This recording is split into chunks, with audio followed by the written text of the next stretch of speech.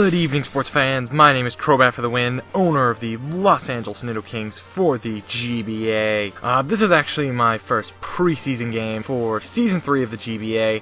It's actually, I'm playing against my friend GearHart. His link will be in the description. He's posing as the Cleveland Escavaliers. He offered to do a preseason match since I wanted to get my feet wet. New formatting for the video with lots of NFL integrations. So, yeah, hopefully you enjoy it. Here it is. My team's on screen, my Season 3 team.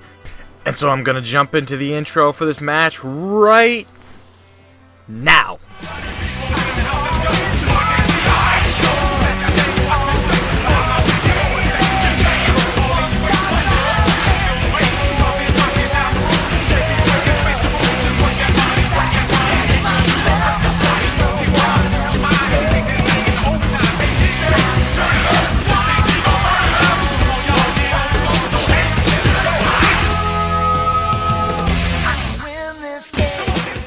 Alright, so, I think it's also important to note that these are just Pokemon that he had in his box. It was, like I said, it was just a preseason game to get my feet wet into my whole new format, and you'll see that more as the video goes on. So I lead off with Entei, one of my new pickups this year, as he leads off with Jolteon. I'm actually running a Scarf Entei, and he's running a Scarf Jolteon. So I'm going to go for a Flare Blitz on his switch. He switches into Slowbro. That's going to do literally no damage. And NFL coach Bill Belichick actually has something to say about that Slowbro. Stupid thing. Gotta admit, Bill, from one coach to another, personally speaking, I agree with you there. I don't always agree with you, Bill. There's some things I don't. But on that, I definitely agree with you. I switch into Mew as that Slowbro goes for a Future Sight, which is actually a really interesting attack. I did not expect that at all. He's going to go into Bisharp. I'm just going to go for a Energy Ball, which was obviously aimed at Slowbro, but that doesn't quite work out. I'm going to switch out into Tangrowth, because obviously Tangrowth is very well prepared to take on this Bisharp.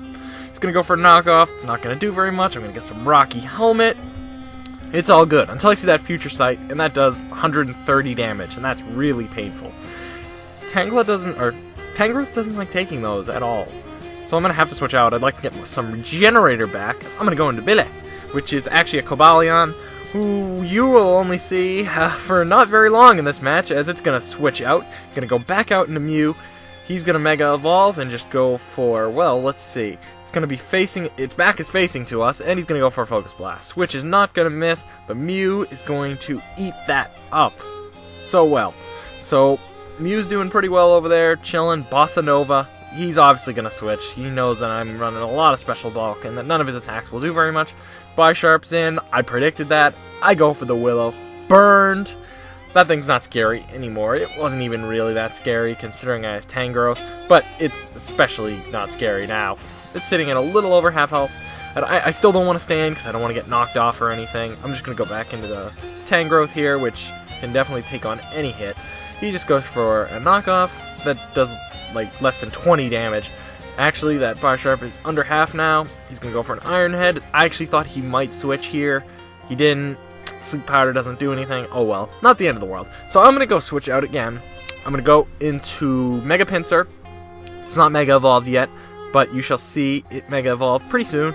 Iron Head does roughly maybe a quarter, which is perfect, because especially once this thing Mega Evolves, it's not going to be able to break a sub, because it gets better defenses. I actually carried sub on this Mega Pinsir this week, for the purposes of not only predicting Sucker Punches, but also predicting switches. Into things like Rotom, for example. And I can go for a quick attack behind a sub, easily KO this thing. That is just perfect, because now that Bisharp's out of the way, Mew is going to have a free reign to do basically whatever it wants. And Jolteon's in now, goes for a Shadow Ball, perfect. Mega Pinsir is like a 90-something% chance to KO this thing with an X-Scissor. I go for that X-Scissor, and it's celebration time because we've got a Boom Shakalaka. That's one Boom Shakalaka this match. He's going to go into Moltres, which I don't know if it's Scarved. I'm not sure what set this is running, so I don't want to take a chance. I know Quick Attack won't KO. He's actually an Agility set, which is pretty cool. Normally Mega Pinsir would have outsped, but I just didn't want to take a risk. I think he made a great play there. Obviously Mew's in right here. He goes for an Air Slash, which crits and flinches. Let's get an instant replay. It's a tight group of presidents now. They're coming right to the finish line. Oh!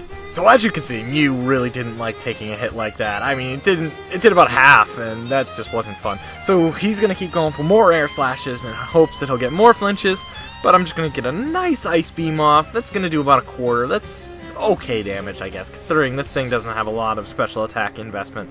Now he's going to go for Flamethrower, realizing that flinches aren't exactly his best bet. I live on 11. Can get a Roost off. And Mew's sitting at a little over half, so we're doing okay. Mew's going to hang on through the rest of this match and do very, very well. Now Moltres is U-turning out of there. It's going to do a bit. Less than Flamethrower for sure. Moltres isn't really a physical attacker by any stretch of the imagination. Here we're going to see Mienshao, which I'm not a huge fan of. I know that my Tangrowth is not at great health to take this thing on. I also know that Mew's not going to enjoy taking a U-turn.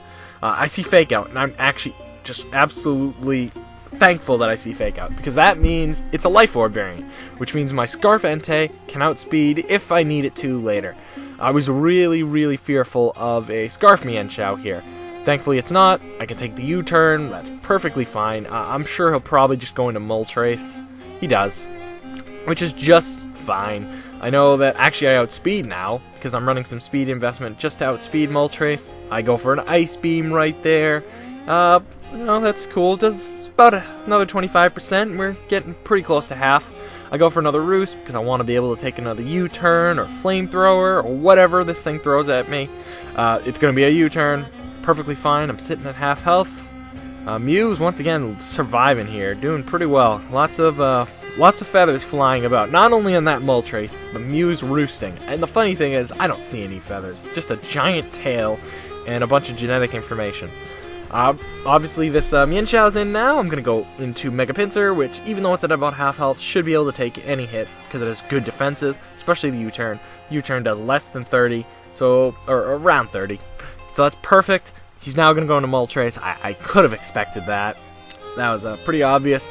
So I'm going to have to make a decision on what to switch into. I'm going to actually go into Entei here, because I thought Flamethrower would be the best play for him, and I could scare it out with the prospect of Stone Edge, and hopefully force him to go into Slowbro.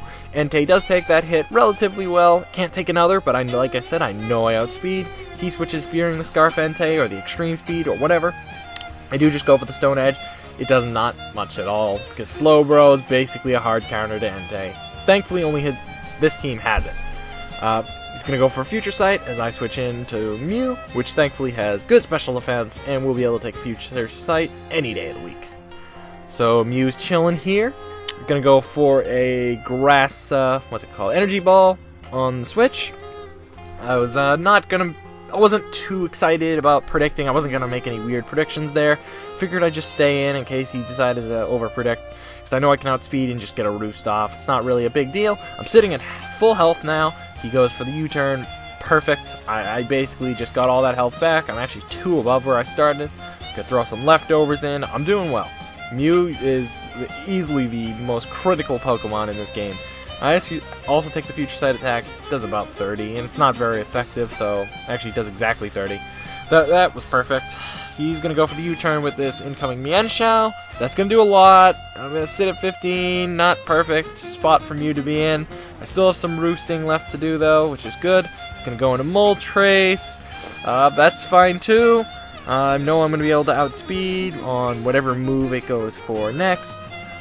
We're doing okay here, though. Mew's chilling and doing okay. 130 HP. I'm going to go for an Ice Beam.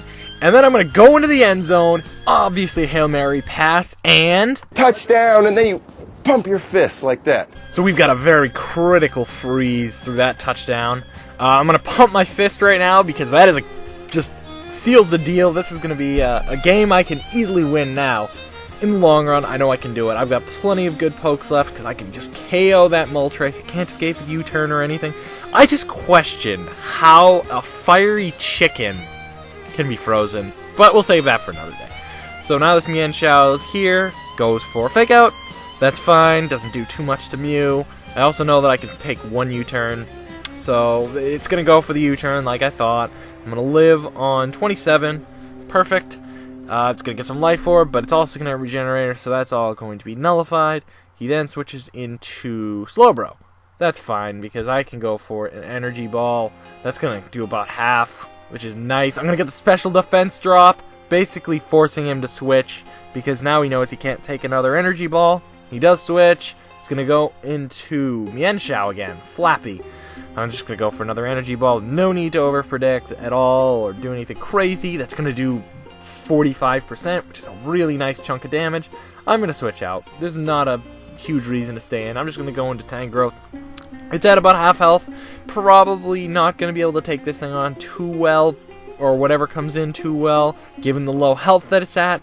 But I pretty much have the game at this point, as long as I play my cards right. So I can safely fodder this thing off. It did well against the Bisharp, and it fought off a couple other things, so can't complain. Tangrowth, you did fine.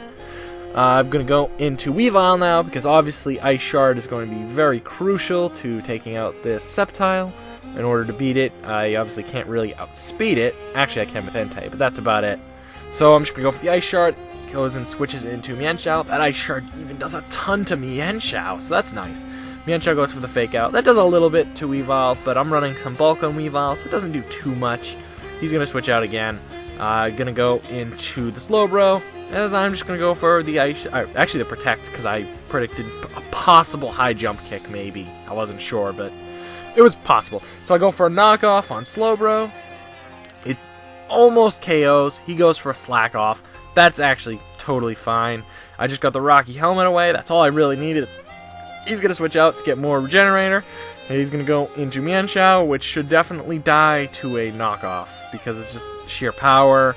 Also, knock off the Life Orb. Yeah, that's easily a KO. I also am backed by a Life Orb, so that's a KO. He goes into Slowbro again, almost at full health. I'm just going to stay in, get as much damage off as possible. Still does maybe around half, so it's a pretty solid amount. Weavile got a couple KOs, did its job. I can now safely go into Mega Pinsir and just clean up for the rest of the game, because I carry the X-Scissor, which is very rare on Mega Pinsir, but even in the GBA preseason, you gotta bring certain things to handle certain threats, and I know that that's the easiest way to deal with Slowbro is with X-Scissor. So he goes into his last Pokemon, which is Mega Sceptile, and I'm going to go for the Quick Attack, for the KO, and for the win. So, even though it's only a preseason game, I still think it was a very solid match. It was a 4-0. Once again, he didn't really prepare for it, he just kind of brought some stuff, but I just wanted to get used to the format with football stuff. There'll be more throughout the season. It'll get better. I'm going to get better with clips and quotes and things that I use, but this is just kind of to get my feet wet. And I thank you, GearHart, once again. So, regarding the match, I'm actually going to turn things over to NFL quarterback Aaron Rodgers to describe his thoughts on the game. Here he is. We had a very good game plan. Mike called a great game, and we put it all together tonight. You know, it was a good team effort tonight. Offensive line blocked great. We ran the ball with effectiveness.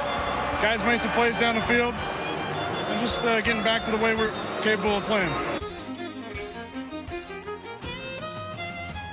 I'm way ahead of you on that, man. That's right. We're getting back to the way we're getting used to playing. We're prepped and ready for the season. We've got the real match against the Escavaliers. Actually, it'll be uploaded tomorrow.